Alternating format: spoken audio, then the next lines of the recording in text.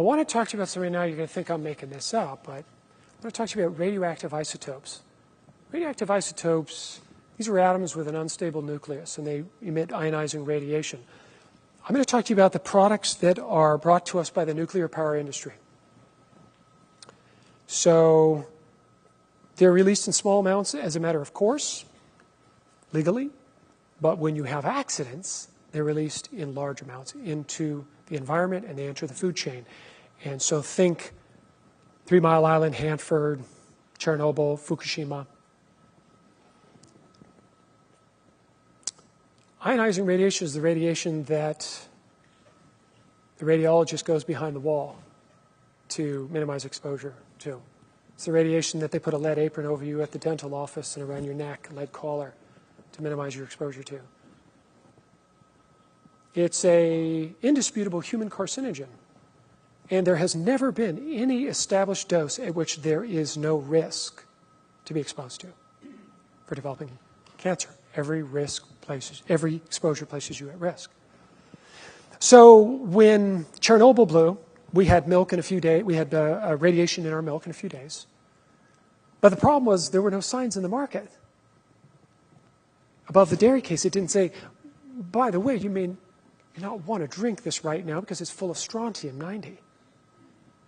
Or, hey, Mom, maybe think twice before you serve your kids this milk. It has iodine-131 in it. And it was no different with Fukushima. I'm from the West Coast. We got the biggest dose. And we're still getting exposed. And they're still dumping 100 tons of highly radioactive water into the Pacific every 24 hours. And Building 4 could go. It's a high likelihood about that cooling pond getting exposed. So what happens? We have this radiation release, and milk has become that kind of proverbial canary in the coal mine. That's where it concentrates. That's where we see it first. So we know if it's in the milk, well, it's in the food chain. So what kind of things do we see in the milk? Well, strontium-90, as I mentioned. Strontium-90 has a half-life of about 28 years. It means it takes 28 years for half of the radioactivity to decay away. And it's a calcium analog, so the body treats it like calcium. It sequesters it in bone and teeth, and there it remains, radiating. It can cause leukemia and bone cancer.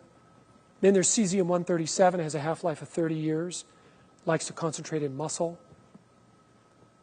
Cesium, there was a report, I think it was last year, they went and tested milk in dairy cows in the areas surrounding where Chernobyl, where the heavy fallout was. And 26 years later, and the milk is so super hot with cesium that they said, don't drink this. They're actually saying, don't drink it. And then there's iodine-131, which has a half-life of about 8 days, concentrates in the thyroid gland, and can lead to thyroid disease and thyroid cancer. And you see, because of the latent period of carcinogenesis, you may not develop a cancer for 5 to 50 years. And so who's going to make that association to the radioactive isotopes they were drinking unwittingly? Where's the recourse? Who do you call? Nobody. So nobody's interested in that. So there was a study that was published just a few months ago in the Open Journal of Pediatrics, and they reported that between March and December of 2011, there was a 21 to 28% increase in congenital hypothyroidism in newborns in the western states of North America. Proof of causation? Don't know. Compelling? That's because in 36 other states, congenital hypothyroidism went down or leveled off. It's kind of interesting. It's kind of interesting. At the very least, it would be good to inform people and let them make an informed choice about if this is something that they really want to be exposed to.